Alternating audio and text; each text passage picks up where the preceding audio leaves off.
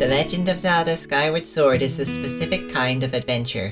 It's not about seeing the world just for the sake of it, and it's not about collecting 8 plot trinkets at a cozy pace so you can save the world from a sheltered, inactive, evil wizard who is totally a threat to the world. No, it's an adventure about pursuing somebody who is dear to you, somebody who constantly feels only slightly out of your reach. It's an adventure about becoming stronger and more mature, about becoming the person that your beloved needs you to be, and becoming worthy of standing at their side. It's a wonderful breed of adventure, but being a Skyward Sword fan, following the game pre-release, playing it, and supporting it in the succeeding years, that's an adventure all on its own too. Let me tell you about it. The Legend of Zelda Skyward Sword was one of the first games I ever followed online pre-release information on. Sure, I'd enjoyed other Zelda games before this one, and sure, I'd read up on previews of other games and awaited their releases with anticipation, but for this game, I went harder on following it pre-release than any other game I'd played before, and possibly since. I absolutely spoiled myself silly on this game. I would visit zeldadungeon.net every single day, it was blue back then, and throw myself wholeheartedly into every shred of discussion surrounding it. There was so much to talk about. New gameplay like nothing we'd seen before, shake-ups to series conventions that had stood a decade strong, major implications for the overall lore of the Zelda series, orchestrated music for the first time. The developers kept piling on the promises too. This will be a game that everybody experiences differently. This will be a game that explains where Ganondorf came from. This will be the game that covers the forging of the Master Sword, and releasing alongside it is Hyrule Historia, a tome full of Zelda artwork and notes that will surely spill every secret we've pondered over in this series so far. I truly believe it was appropriate for me to say, hoo-haw, I'm excited! This was the golden age of Zelda fan theories. They may not be known for it now in this era where we're all done with the Zelda timeline, but back in the 2000s, theorizing was a huge part of being a Zelda fan. From musing on the secrets of Majora's Mask to connecting the Twilight with the Gerudo, we did this stuff for fun. And the theories kicked into overdrive with the lead up to Skyward Sword. It all began in E3 2009. No, we didn't actually see the game that year. Instead, that honour was taken by such hit titles as Metroid Other M and Wii Fit Plus. More interesting to Zelda crackheads, however, was the Wii Sports Resort and its companion peripheral, the Wii Motion Plus.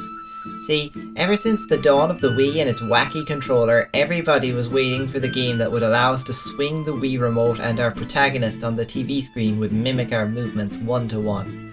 Oh, what joy and wonder to experience a game built around perfect swordplay. Unfortunately, the offerings we got didn't come close to even attempting this. We had overestimated the Wii remote and the technology just wasn't capable of making this dream a reality. But surely that would change when the Wii Motion Plus hit and amplified the motion tracking capabilities of the Wii remote, right? And surely a new big Zelda game would be just the thing to lead the charge, right? Miyamoto even talked about the possibility of Link's Adventure being Motion Plus exclusive. I remember at the time I was expecting Motion Plus to create an enormous before and after divide in the Wii's library of games. 2 distinct generations of Wii gaming in which the second rendered the first completely obsolete. Yes, there was a time when I too was a complete sucker for hype culture. Wii Sports Resort contained fencing and archery offerings which Zelda fans were eager to experience and study how the tech would translate into a proper Zelda outing. But the true Zelda highlight of E3 2009 came from Miyamoto himself speaking to journalists behind the scenes. In addition to giving new details about Zelda Spirit Tracks, he gifted us with an enticing piece of concept art for the mysterious Zelda Wii. Now, back in 2009, there was still this friction between fans of the older Link from Twilight Princess and the chibi Link from games like Wind Waker and the more recent handheld Zelda games.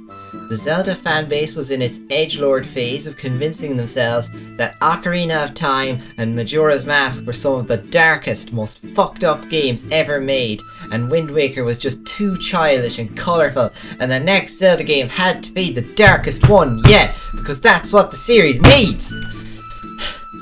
Taking a look at the concept art, it definitely looks like another win for these particular fans. tall Link, grim expressions, and a moody use of colour. Link is accompanied by a mysterious woman in blue, and like I said at the beginning of the video, Zelda fans began doing what they do best: theorise. Why is Link left-handed now? Why does Link not have a sword? Why does Link's new friend look like the Fairy Queen from Wind Waker? Oh, but her cloak and chest jewel resemble the hilt of the Master Sword? Will this character tie together several of the mysteries of the confusing Zelda chronology? Miyamoto was tight-lipped on this topic, as he always is, but he did talk a little about the gameplay philosophy of the project, promising that the way each player completes a puzzle, dungeon, or side quest will differ, meaning everybody has a unique play experience. And with that, Zelda fans were left to ponder these lofty promises until the following E3. Wii Sports Resort came and went, and the archery and swordplay were well received. But as I diced up those armies of woohoo locals, I was squinting my eyes and pretending they were moblins. Regardless, after a year of being assured by Aonuma that the game would release in 2010, the next E3 rolled around. This was actually one of the strongest E3s ever for Nintendo fans, boasting the debut of a new handheld, new entries in Donkey Kong Country, Kid Icarus, GoldenEye, Golden Sun, Dragon Quest, and of course, The Legend of Zelda Skyward Sword, finally available in glorious playable form. This was our first glimpse at the game's art style, an impressionist watercolor style that blends distant sights into a beautiful painting. Some commenters tried to pigeonhole the game as a mix of Twilight Princess and Wind Waker, but in truth it looks like no other Zelda game. According to Aonuma, the art style arose from a need to make moving Link's sword through a 3D space as hassle-free as possible. Hence we have chunky, brightly coloured enemies and clearly distinct environmental colours. And what of the much anticipated swordplay? Well, the pre-recorded footage showed off the meat and bones of the gameplay. Enemies guard themselves from specific angles and Link must strike the part left exposed. This simple core idea manifests in many ways, from Bokoblins parrying Link's blade with their own, to Deku Babas opening their mouths at different angles, to Scorpions constantly rotating claws with burgeoning weak points inside. Unfortunately, when Miyamoto emerged from his literal fairy grotto to demonstrate the game live, things weren't so graceful. That is to say, none of it worked, and my goodness was it embarrassing.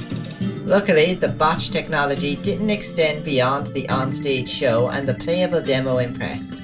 The demo was primarily made up of the Faron Woods area, a dense glade brimming with stuff to do, all vying for your attention. The directional combat turned out to be similar to Ubisoft's Motion Plus offering Red Steel 2. Striking from the correct direction offers speedy and engaging combat, but it is by no means a fencing simulator.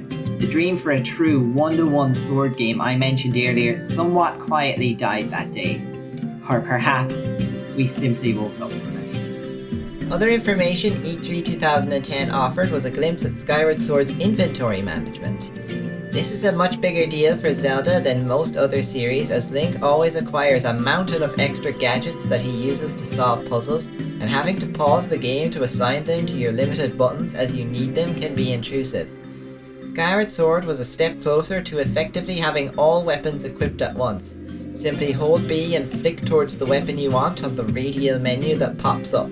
It's super quick and it all happens in real time. Motion Plus breathes new life into the items themselves too. A whip that you crack with a flick of your actual wrist. A flying bug reminiscent of Wind Waker's controllable seagulls, and bombs that can be bowled into low-lying openings. Couple it all with an energetic Link parkouring his way over walls and tree roots, and we're looking at a game brimming with energy and activity.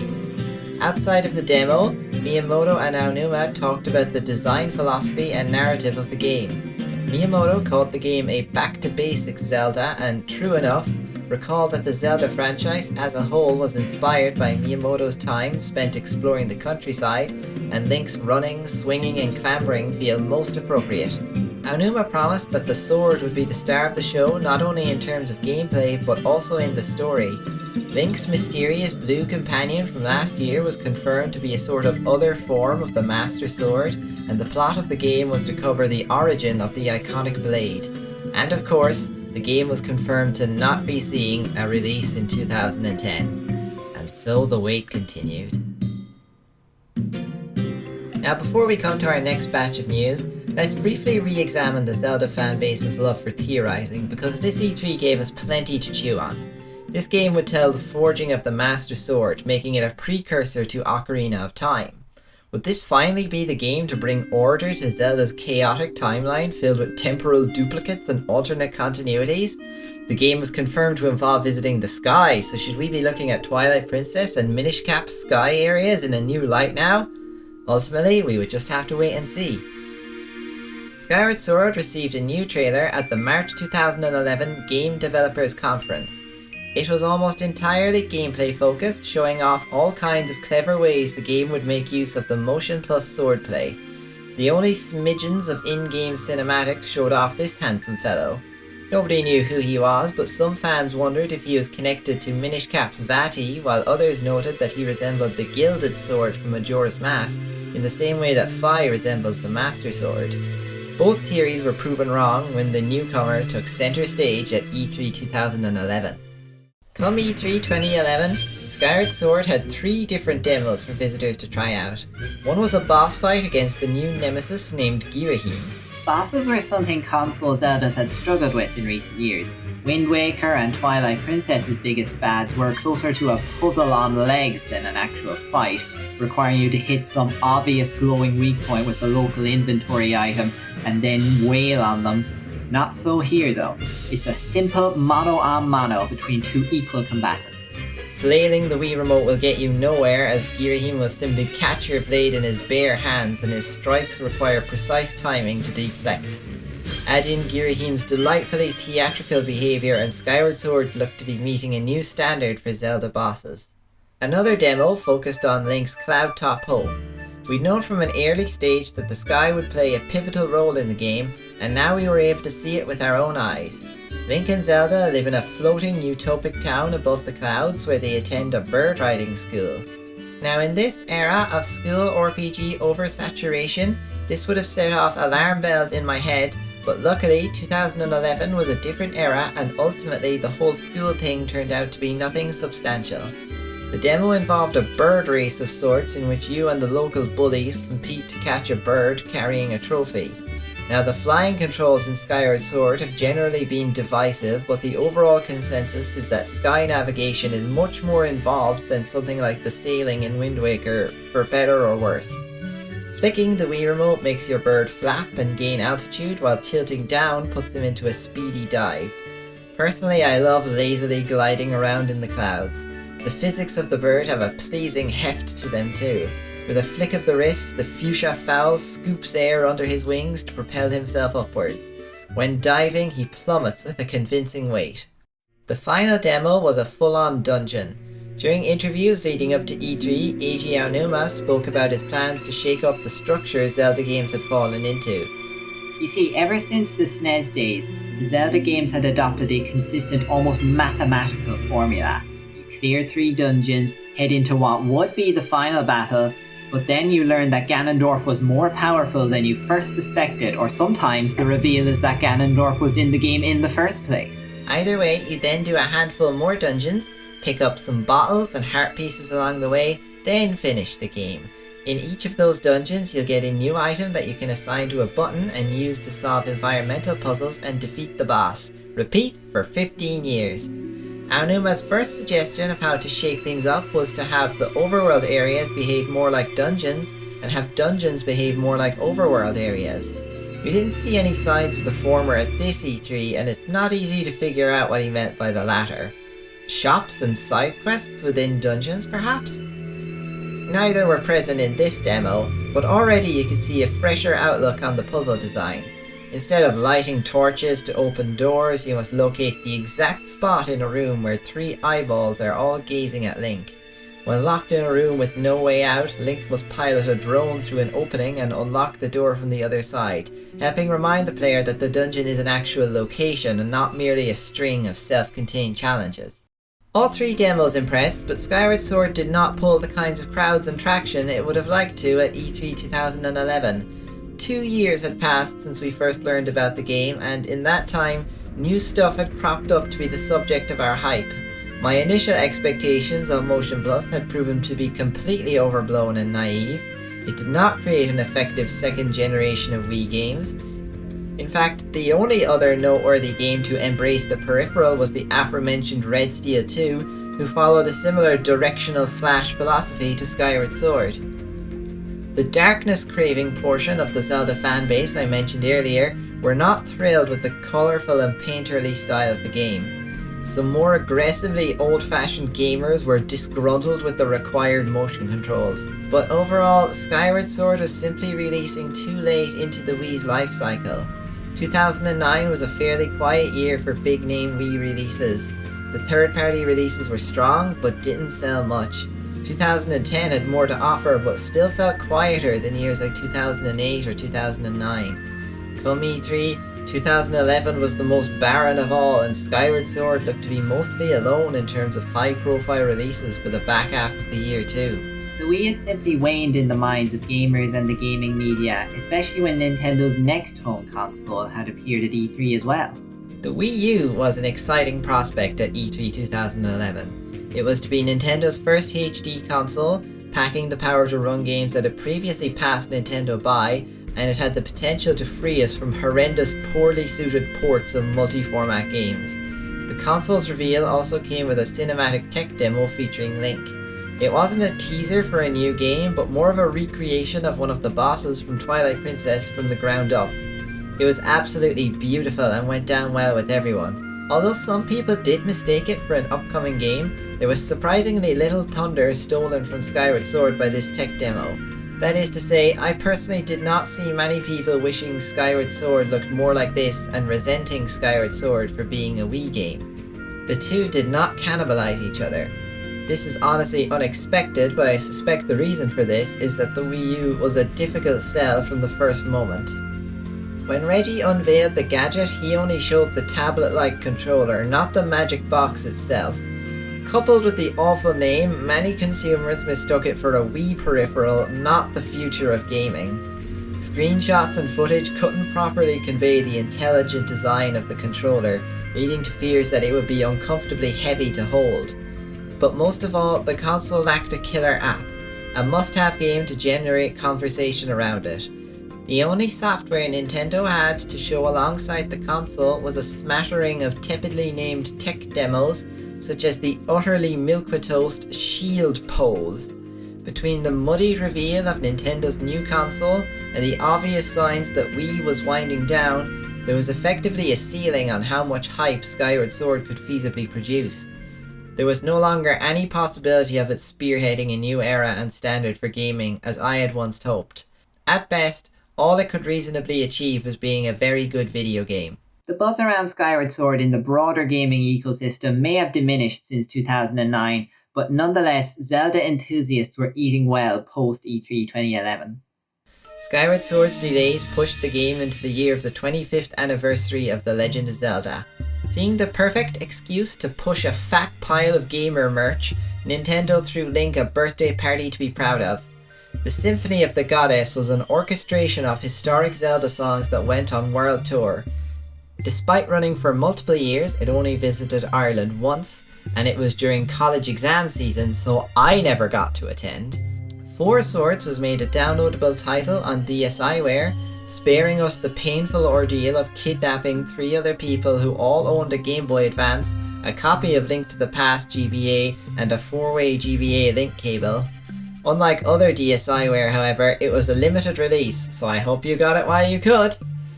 Ocarina of Time received a 3DS remake from the ground up, looking and playing better than ever before.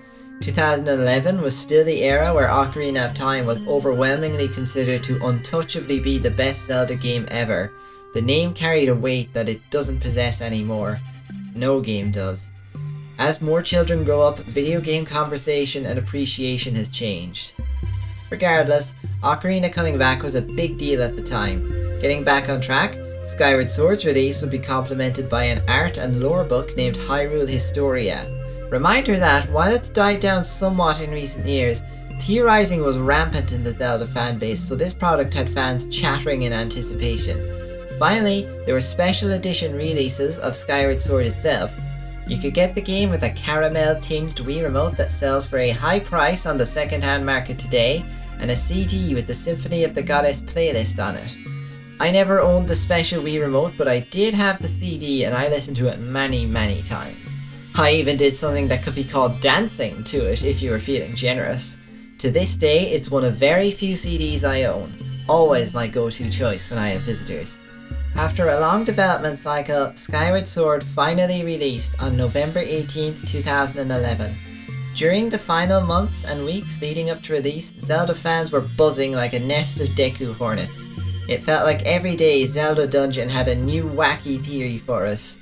Supposedly, Fi was going to actually be the goddess Nehru, and the game would reveal that the chic disguise Zelda uses in Ocarina of Time was based on an in-universe real person who we would meet this time.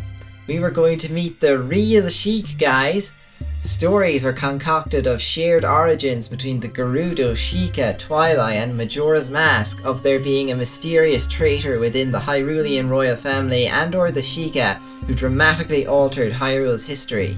Now technically that last example contains a kernel of truth that persists to this day, but the point is that I went into that game 100% confident that the Picori were going to appear in it. And I don't know how I managed to hold on to that faith, considering I spoiled myself so heavily on leaks of the game too. I knew what the final boss was, I knew basically everything already going in. This was the first game I actively kept up with pre-release information on, and I dare say I overdid it.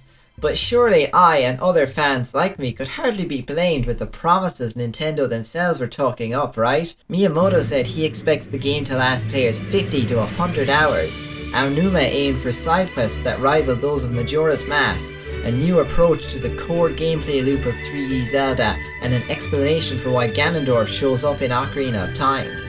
The trailers followed suit with areas that resembled Twilight Princess's Bridge of Eldin, and Zelda seen playing the same harp Sheik carries in Ocarina of Time.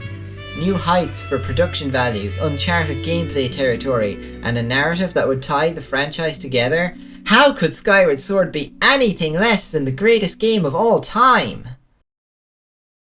So the game released. I'm not here to call Skyward Sword, or any game for that matter, the greatest game of all time. But most Zelda fans, including me, were utterly blown away. The Motion Plus Sword was something akin to a magic key into a world of incredible ideas and creativity. Slashing, shooting, carrying, spinning, guiding, unlocking, it did it all. And even when the sword was sheathed, Nintendo found ways to innovate. The game was built with density in mind. Locations were sprawling, yet every bit of their plentiful acres were used. The gameplay reminded me of Mario Galaxy. Galaxy would take a simple idea such as guiding a homing missile into a destructible barrier and reapply it over and over in new and creative ways. Glance back to Skyward Sword and you can see the parallels.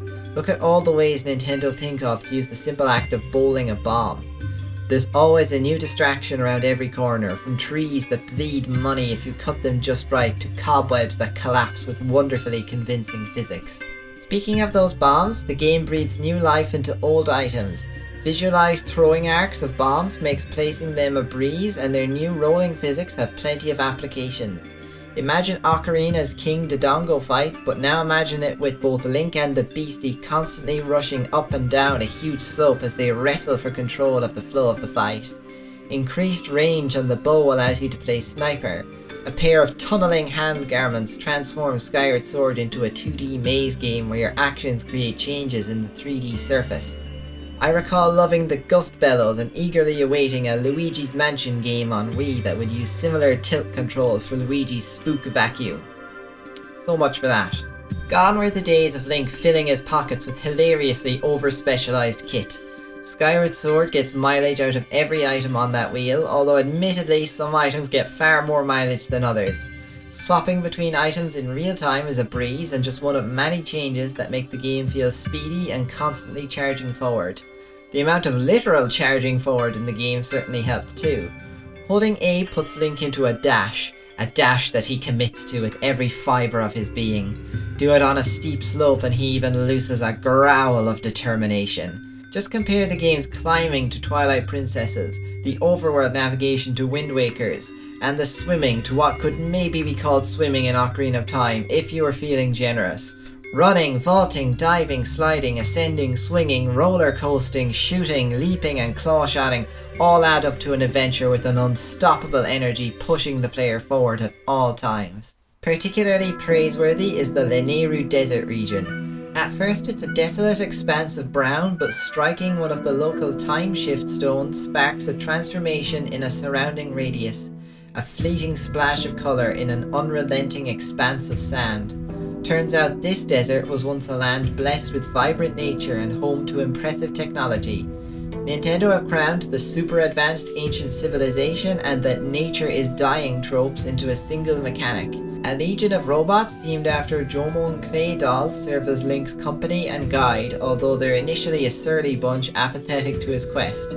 It can be a little rough remembering the past is what has electricity and machines while the present is bereft of technology. When you first touch down in the desert, you're likely excited to see this game's iteration of the Gerudo race, and once you meet the mining robots, you probably switch to being excited to see who created such technology, but in the end you leave pondering everything that's been lost. We never meet any organic civilizations in the desert. The robots' creators remain a mystery to this day. You also never see the Lanayru of the past in its true form. The most you can do is steal a glance through the windows the timeshift stones provide. There is actual time travel in the game, but you never get to travel to Lanayru in this past epoch. Some players express disappointment in this, but I think it's an important message. That verdant land and wondrous technology has been lost forever, and we can't even indulge ourselves via time travel. The timeshift stones aren't returning what we've lost to us, they're reminding us of what we can never have. So, think about that as you stroll through the wasteland of sand and ruins. Nintendo piled on further with a robot sailor who is painfully aware that he's living on borrowed time, and the shocking revelation that the guardian dragon of Lanayru is outright dead. In addition to facilitating tons of fun gameplay and awesome set pieces, the timeshift stone mechanic gives us plenty to think about in relation to real life topics. Desertification is a real thing, people. You can really tell Nintendo knew they were creating something special here too. The timeshift mechanic demanded that they create 2 maps, one of which is largely inaccessible to the player. If you're doing twice as much work for this area compared to the other 2, it had better be worth it. But when you see one map disappear and the other take its place within a confined radius while the exterior remains unchanged, you know it was all worth it for this masterful piece of game design. But should the player wish to pause for breath, the Skyward Sword has just the thing to look after them there as well. The game's only town is the floating Dale's Skyloft, and the undivided attention it received shows. Beautiful, airy, and full of psychopaths. Aonuma promised side quests to rival those of Majora's Mask, and almost all of these rest in Skyloft. So what kind of side quests are we looking at? Squabbles between bug nerds, regular nerds taking performance enhancers, and the messiest house in the world. These people are all batshit insane, and helping them all will treat you to some truly hilarious quests. The relatableness and emotional drama that made Majora's Mask's side quests so special is absent, but instead these quests will amuse and surprise you at every turn. Half the residents double as shopkeepers too, and this is where you must go on a brief tangent. Somebody at Zelda Development HQ has a thing for strange shopkeepers. A big thing. Even in the very first game, which had limited opportunities for NPCs to show flavour and personality, the blunt brazenness of the shopkeepers stood out. Ocarina of Time barely gave you a reason to enter the shops, but the staff behind the counter had models brimming with character, often exceeding that of the people you help out and chat with outdoors. In Skyward Sword, this fetish reaches a new peak.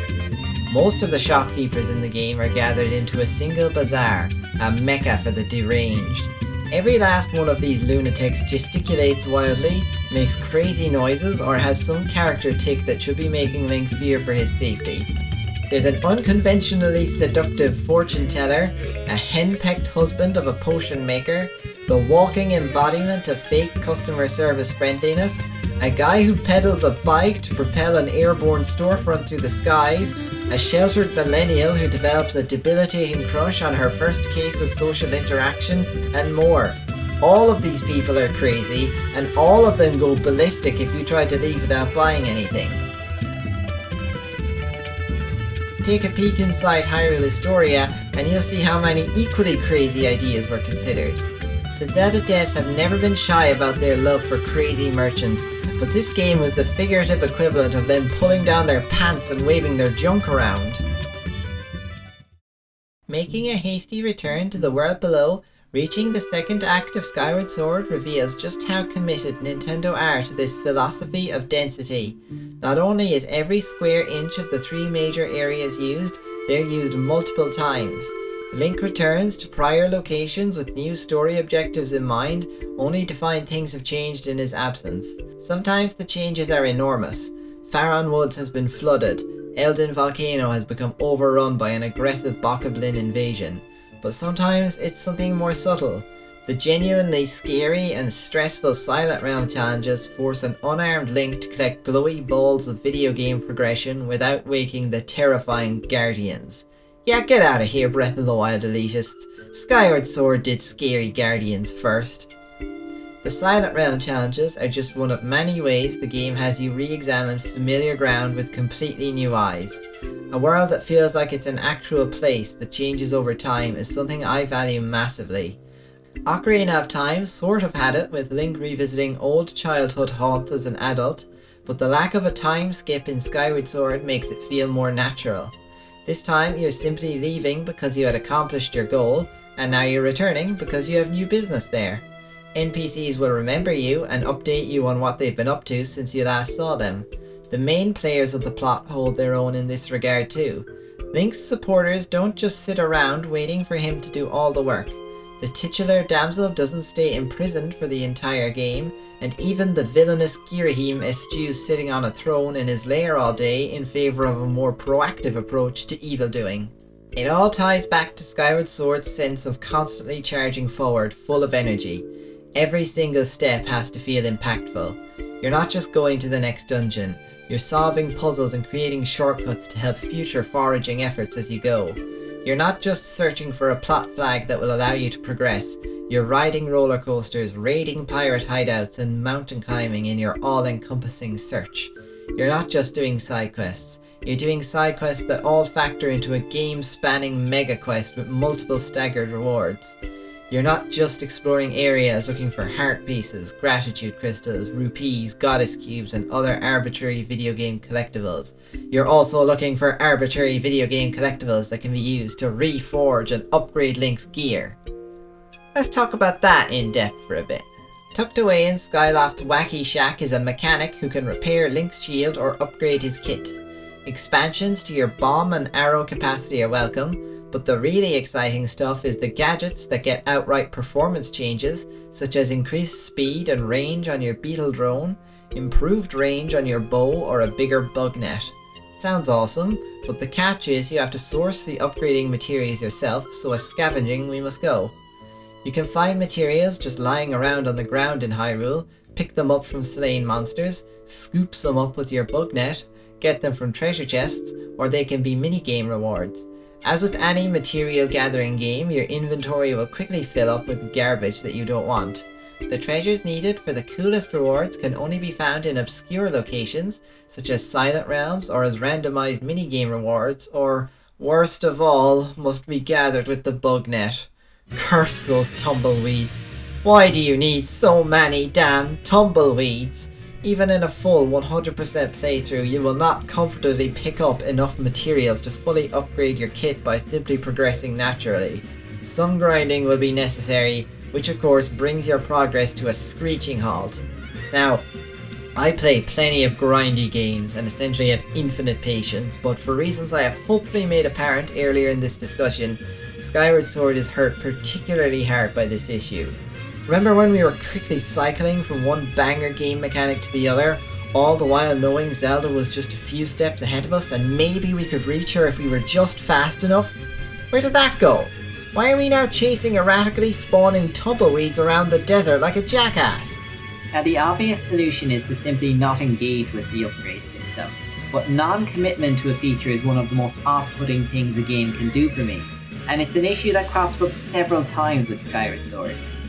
Link has limited inventory space, which he must wisely spend on ammo capacity, potions, bonus perks, and backup shields. Whether the devs intended it or not, the game somewhat resembles Monster Hunter's gameplay loop. You begin in a safe hub town, arm yourself with equipment and potions as you deem necessary, deploy to the harsh wilderness, collect parts from vanquished monsters, and then use them to further upgrade your gear. Sound familiar? But the problem is, outside of potions, none of the pouch items feel all that necessary. You'll probably be just fine on ammo without any upgrades. Sure, you could pay the fortune teller to predict whether you need a wooden shield or an iron shield, or you could just buy the purple shield, which does the jobs of both the wooden and iron shields and can repair itself on top of that. Regardless of whether you find the game easy or difficult, I don't think the pouch mechanic will change or influence these feelings in any way. Especially when you can easily return to the sky and re-equip yourself at any moment with no stakes. Why even bother paying the fortune teller or using the game's built-in pouch evaluation feature? Said feature comes courtesy of Fi, the robotic exposition dispenser of this Zelda game, and the mysterious lady that ignited our theory-loving hearts 3 E3s ago. Why is she robotic? No particular reason. Does it harmonise with the rest of the game in any way? Not really. It leads to some funny dialogue and striking cutscenes, but I wish it meshed with the overall narrative and tone of the game a little better. At the very end of the game, the writers attempt a moment which shows she had emotion after all, but by then it's already too little too late. The game has plenty of endearing and emotionally impactful moments, but this isn't one of them. Fi ends up being another unfortunate victim of Skyward Sword's non-commitment. Another victim is the bird. The game begins with a rescue mission for the Red Oaf, and we're constantly informed on how special Link's bond with the bird and the bird itself are, but old Red's plot significance dries up real quick, and 90% of the game, Link could have been writing on anything. He doesn't even have a name.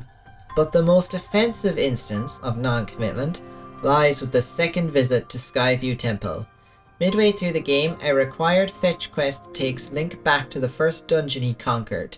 New enemies stalk the hallways, new puzzles have been erected, and you have a mole friend to hang out with. With new items at your disposal, you'll notice level furniture and shortcuts that your untrained eye glossed over on the first venture. The dungeon will feel like an actual place and not just a level in a video game. From the sounds of things, Aonuma expected this to prompt players to voluntarily return to other completed dungeons to find materials for upgrading. There's just one problem. This part sucked. The puzzles were bad, the changes made to the dungeon were unimpressive, and the entire thing felt like tedious padding. And it's the only time you need to do something like this. So while that comes as a relief, it also makes this part of the game stand out as strange and half-baked all the more. Easily the most glaring example of not going all the way with a concept in Skyward Sword. Equipment upgrading and a dungeon revisit were likely what Aonuma meant when he said he was shaking up the Zelda formula. Sure, the overworld has puzzles now, and puzzle design and boss design were both fresher than ever before, but it's still town, field, dungeon, town, field, dungeon until the game ends. The Link to the Past formula stands tall for another game. What about the other promises from the boys at Nintendo? Miyamoto's prediction of a 50 to 100 hour playtime? Try 50 to 60 hours and that's being generous. The origins of the Master Sword? You get handed an already pretty magical sword that was forged off screen and then transform it into the Master Sword. The origins of Ganondorf? It's about 2 lines at the very end of the game. Now I've played games where such a small amount of dialogue can be impactful and change everything, but I'm not sure Aonuma should have talked about it during pre-release if that was our lot. And as for all the crazy stuff we fans convinced ourselves would be in the game, yeah, forget about it. No Picori for us. So what exactly am I trying to say here? The game was good, but it had flaws? Yeah, no shit, what else could you expect from it? Nonetheless, fans were won over. There were some misgivings from players who couldn't get the swordplay to behave how they wanted. Despite the gyro controls of Motion Plus, I still found the game seemed to use the infrared sensor as well, and it would not function correctly if direct sunlight shone through a window at it. Playing the game while lying on your bed was out of the question as well. You had to be sitting upright to play this effectively. In particular, a lot of ire was directed towards the stab for being unresponsive, but this one was complete nonsense, of course. The motion haters, the darkness starved, and the Ocarina elitists growled and complained, but the rest of us were having a blast. Shippers were thrilled with the new dynamic of Link and Zelda. The game's supporting cast were a huge hit. Girahim's role as a constantly moving, constantly acting antagonist were a welcome change from the series' long line of throne warmers, and the game boasted the sickest, most tasteful finale a Zelda game had ever seen. Gilva Sunner's Skyward Sword playlist on YouTube had hilarious comments on every single video that radiated a sense of community and goodwill between fans. I was devastated when the invasion of Google Plus in 2013 wiped out all the comments forever. And then in 2022, half the videos got copyright blocked and Gil opted to delete the channel. Man. I feel that another reason Zelda fans were in such good spirits was that 2011 was simply an exciting time to live in. It was kind of a transition from written reviews and game facts threads to the video reviews and highly edited presentations that we know today. Skyward Sword nestled right on that line of division. This was the first game I watched an IGN video review of, and video guides on Skyward Sword were part of how GameXplain were able to rise to prominence. Now I know what you're thinking. Did I watch those sites' coverage of Skyward Sword HD? It was all capped off with Skyward Sword hilariously winning a G4's Game of the Year ceremony, much to the dismay of the visibly biased hosts. Coming hot off the heels of Skyward Sword itself was the companion art book, Hyrule Historia, a green tome of knowledge that would shake Zelda fans to their core. That's right! The CDI games aren't acknowledged by Nintendo. Even a book that sees fit to mention the broadcast satellite games has disowned the Philips misadventures. As a funny little aside, back in the day I encountered a lot of people who argued the Zelda series should never have voice acting because they were legitimately afraid it would end up sounding like this. How about a kiss for luck? You've got to be kidding. Anyway, the book contained tons of concept art for Skyward Sword and some for older games. They very nonchalantly mentioned how Fi resembles the Fairy Queen. This similarity had driven us crazy back in 2009, and now we got to see the developers casually say they just drew her that way because they felt like it. Huh. At the back of the book was a manga based extremely loosely on Skyward Sword. It never got turned into a full narrative, and what was in there didn't make a whole load of sense, but it sure was cool and beautiful. But of course I'm stalling because the big thing to come from Hyrule Historia was the official TM, Zelda TM, Timeline TM. The chronology of the games had been a controversial topic among fans for years, only growing stronger as more and more games implied there truly was a way to tie them all together. And so, the moment of truth. The timeline splits into 3? The possibility of the timeline splitting into 2 branches was common knowledge among fans. It makes sense that Link's life being rewound at the end of Ocarina of Time created 2 parallel universes, one in which Link, armed with knowledge of the future, preemptively prevents Ganondorf's evil plan, another where Ganondorf is defeated in the height of his power by Link, and then Link outright vanishes completely and utterly. This offers an explanation for some of the strangest parts of the Wind Waker and Twilight Princess mythos. So it was certainly good to see this phenomenon incorporated into the official timeline. Now, I'm skeptical that Nintendo ever thought of this themselves and had it in mind before, say, the release of Twilight Princess, but what's going on with this 3rd timeline branch? Well, supposedly, it's the result of Link failing to stop Ganon in Ocarina of Time. This leads into A Link to the Past, where a bunch of no-name knights band together and accomplish what Link couldn't, sealing Ganon away along with the completed Triforce. What? So does this imply that every game creates a new timeline branch covering what happens when Link canonically loses to the bad guy and dies? And we just don't see any of these branches, only the one from Ocarina of Time? Needless to say, this document was not a hit with the fans. The placement of certain other games, particularly the Four Swords games, also confused and embittered the community. Many tried to put forward their own improved or fixed timelines, but all of them had problems of their own. I may be wrong in saying this, but I view this as the day Zelda theorizing died. It's had a bit of a resurgence in recent years, particularly around the legendary Zonai tribe, but timeline theories are largely a thing of the past. Breath of the Wild somewhat wisely played into this by having hints that it could be taking place at the end of any of the 3 timeline branches without favouring anyone in particular. Just don't try telling me it's a sequel to Hyrule Warriors. Don't do it. I'm warning you. Now, does it suck that theorizing as we knew it died out? Should Nintendo have not published that timeline at all? Speaking personally, I really enjoyed my theorist phase, but I'm glad it's over. Skyward Sword in general really pushed me to move on from it. After completing it, I no longer believed we'd get a grand tale that tied all the mysteries of the franchise together. I went in expecting answers about mysterious tribes and architecture. I left with a cozy love story. These days I'm more interested in character arcs, emotions and applicability, and I feel I'm happier that way. So with something of an unpleasant aftertaste left in our mouths from Hyrule Historia, we move on to 2012 and beyond. The Wii faded from our memories and the Wii U generated a minimal splash in the wider gaming landscape.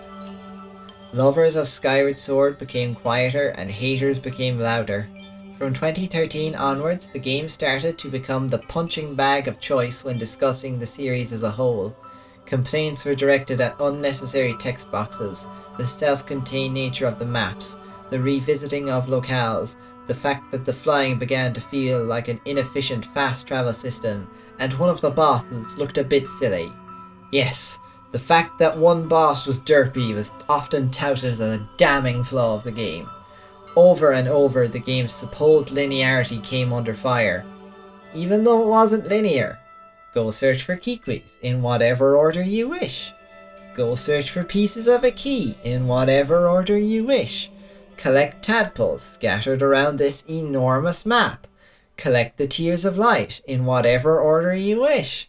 Apparently, being able to do the Spirit Temple before the Shadow Temple in Ocarina of Time was life-changing for these people. If you ask me, the Zelda series just wasn't in a position to farm for goodwill and positive discussion at the time. Nintendo was not on everyone's minds during the Wii U era. Link Between Worlds, Wind Waker HD, Twilight Princess HD, they were all quiet successes, mostly only of interest to people who were already invested in the series. We all were over motion controls, and Skyward Sword was strongly tied to a console that none of us wanted to even think about during the 10s. The subspecies of Zelda fans craving a dark and twisted adventure were also at the peak of their activity. Right around when Skyward Sword released, there was an online campaign called Operation Moonfall with the goal of convincing Nintendo to remake Majora's Mask similar to the 3DS remake of Ocarina of Time. Majora's Mask had historically been one of the most overlooked Zeldas due to some accessibility issues and unconventional game design. It was always that one weird and spooky game. But now weird and spooky were in because that's totally what makes a game dark. To fans like these, Skyward Sword was the embodiment of everything they didn't want from the series. Eventually, the desire for a 3DS remake was morphed into a desire for a Wii U remake thanks to a fan animation that still looks incredible to this day, but we got a 3DS port anyway, and then Dark Zelda stopped being in high demand, because we all grew out of our edgelord phase, yada yada yada. Look, this isn't called How It Feels to be a Majora's Mask fan, it's called How It Feels to be a Skyward Sword fan. So let's talk about a game that also isn't Skyward Sword. About 2.5 years after Skyward Sword release, during E3 2014, Eiji Aonuma gave us our first peek at the so-called Zelda Wii U. A Zelda title developed from the ground up for Wii U was certainly an exciting prospect. Look at all the clever ways Fujibayashi's team used the DS hardware, and think about what they could do with the Wii U gamepad. Well, thinking about it is all we can do, because the game was delayed by another 2.5 years, and turned into a dual release on Wii U and Switch that didn't make special use of the gamepad or of Switch Joy-Cons. And you don't need me to tell you about this game. It's Breath of the Wild. The Switch version went on to become one of the biggest, most impactful games of the past decade. But what's the significance of this game as a Skyward Sword fan? Well, the motion plus swordplay is of course gone. Aonuma's claimed that they could never go back to button-based gameplay, and my own expectation that motion swordplay would become the norm did not come to pass, and honestly I'd given up on that expectation long ago, but this felt like the final nail in the coffin, and I feel like a fool that I ever expected it at all. After spoiling myself silly on Skyward Sword, I chose to go into Breath of the Wild knowing as little as possible. I made that decision in 2014 when we first got that teaser of Link fighting the robot, and I stuck with that decision all the way until the game released. During the massive epic trailer for the game and the January 2017 Switch presentation, I threw a blanket over my head so I couldn't see it. I heard it, but I didn't see it. It ended up being a wonderful way to experience the game, but very early on, there's a sight that really meant a lot to me as a Skyward Sword fan. This statue. It's the exact same statue of the goddess Hylia you see several times in Skyward Sword. We'd seen callbacks aplenty to things like the Temple of Time over the years, and it warms my heart to see Skyward's goddess be codified as a consistent presence and element in the Zelda series going forward. There's no Demise, Girahim, or Skyloft, but there is just the tiniest hint of Fi tucked into the deepest recesses of the game. After years of Skyward Sword being the one frequently excluded from Zelda memes, discussions and tributes, at least in a positive light, and having no subsequent canon big name 3D Zelda to form a relation with, the game finally felt legitimized by Breath of the Wild and its small acknowledgements. Breath of the Wild also fleshes out the more undercooked aspects of Skyward Sword. The idea of having a tight, versatile set of items was trimmed down to the absolute limit, giving Link all of his main powers at the start of the game, which are used to interact with the game's physics engine however the player see fit. Clearing divine beasts by visiting terminals in no specific order feels similar to Skyward Sword's non-linear Kikwi and Key hunts. Heck, the entire divine beast questline can be seen as the Kikwi hunt boosted up to a game-spanning scale.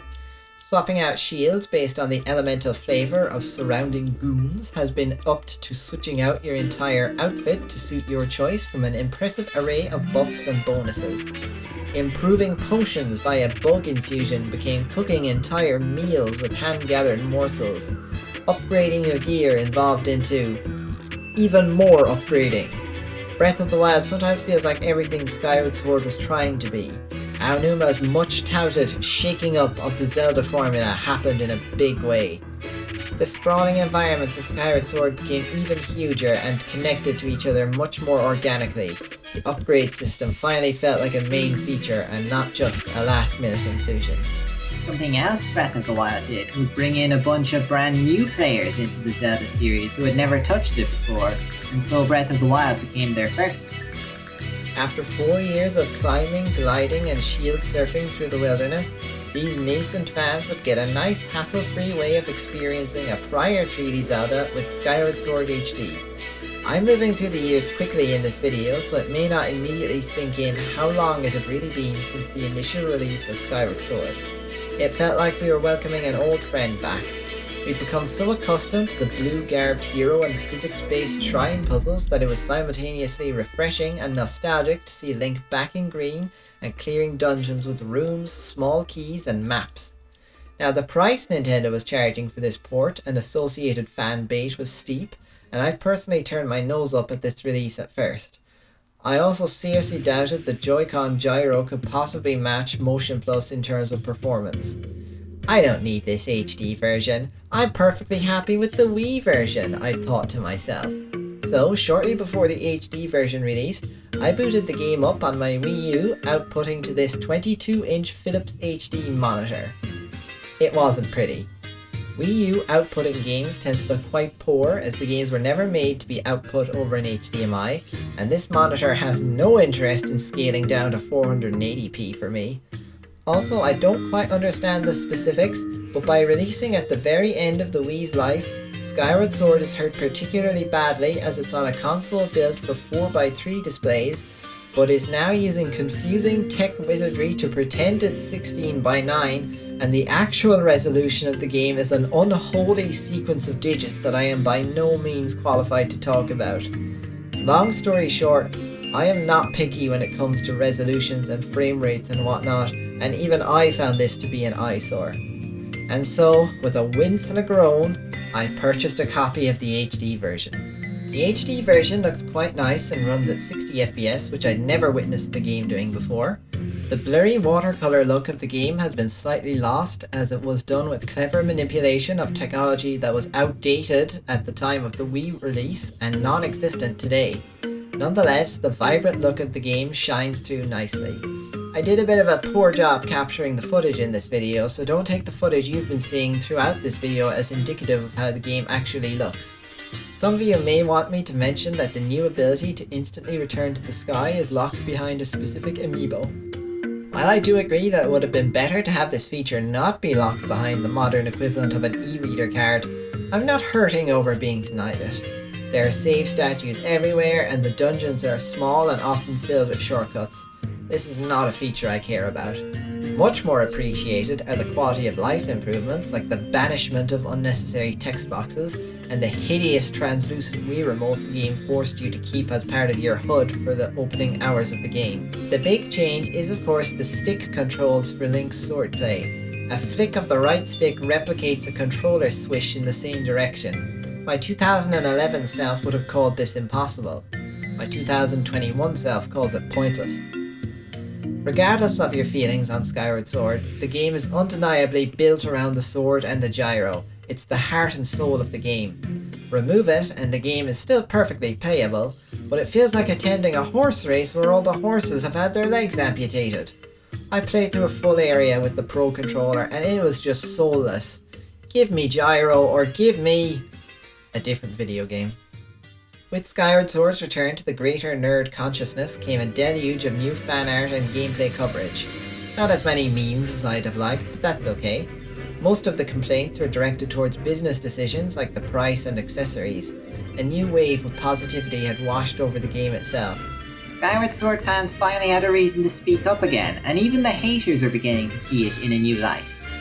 Perhaps it's because Breath of the Wild gave gamers the tone and breadth they'd been clamouring for, or perhaps it's because our open world itch has been thoroughly scratched, or perhaps it's because people simply feel good about the Switch while they didn't feel good about the end-of-life Wii and Wii U. But Skyward Sword is finally allowed to sit at the cool kids table. Skyward Sword on Wii sold just shy of 3.5 million copies. Skyward Sword HD's sales momentum ran out at a similar figure, but it should reach 4 million eventually. Given the amount of moaning gamers, including myself, did about the game online before release, these figures feel high. They help hammer home the point that gamer discontent on Twitter is not indicative of how it will actually perform, a point proven several times by the Pokemon franchise in just a few short years. But when you consider this is the first 3D Zelda after the enormously popular Breath of the Wild, the figure seems a little lower than it ought to. Maybe it's because we already knew Breath of the Wild was getting a sequel, maybe it's because Skyward Sword is a port of a 10-year-old game, maybe it really would have sold better if the price and amiibo and Joy-Cons were more palatable. Or maybe a significant portion of Zelda's Zoomers who started with Breath of the Wild simply aren't interested in the old style of 3D Zelda. If this is true, it puts Skyward Sword in an unexpected and enormously important spot. It's the game that sowed idea seeds that blossomed into beautiful gameplay mechanic flowers in Breath of the Wild, but it may well be the final Zelda game of the old style. Green Link, healing with hearts and potions, rupees and foliage, long chest opening animations, sets of dungeons with plot coupons and new items in each, absence of stats in favour of simplicity of balancing. All of these things may not be merely on break, but a permanent fixture of the past and the past alone. Skyward Sword is the game that opened the gates for the brave new path Breath of the Wild marches on, but it's simultaneously the last bastion of the old ways that bring people like me such comfort. So, how does it feel to be a Skyward Sword fan? Well, I can't sum it up in one brief conclusion paragraph. If I could, this entire video would have been pointless. Everything you just heard me say, that's how it feels to be a Skyward Sword fan. But if you already forget everything I said, it felt exciting, but my expectations and optimism back then were downright foolish. The knowledge that all my theories would remain unaddressed forever, the official timeline, and the decade-long backlash towards the entire game proved sobering. But now the game can stand alongside Breath of the Wild in an up-to-date form on the same console, each game representing Zelda new and old, and feel like a natural and accepted part of the Zelda series pantheon. Call me stupid, but I feel proud. Proud as a fan and proud of the journey I've watched this game forge.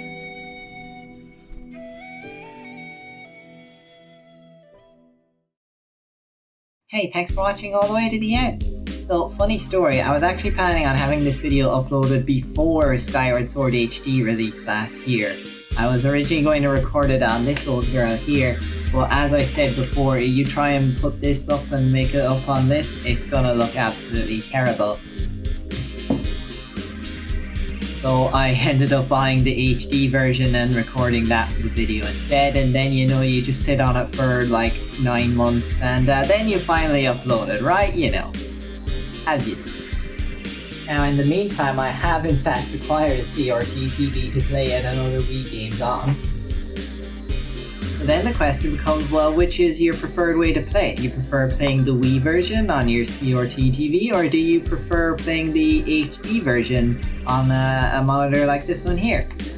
And I gotta admit, despite all the complaining I did in the video, I think in the future I will be sticking with the HD version because it's just very difficult to give up that second analog stick once you've got it. So this was my first video where I had actually played the game several times before making the video. For my East and my Tales video, they were about my very first playthrough. The game was still very fresh in my mind, and I think the differences really came out in the script in this one. I think it felt different from past ones because of that. Going forward, there'll probably be a mix of new games I've never played before and ones that I've played a lot in the past. I do want to favour the first time playthroughs though, because I feel like I can just really throw out my immediate thoughts on the game. That's very fun for me, but making this was a great experience as well. Speaking of which, several new videos in the works, 3 in active production as we speak. I'm very excited to get them out, so I'll hopefully see you guys very soon. Bye!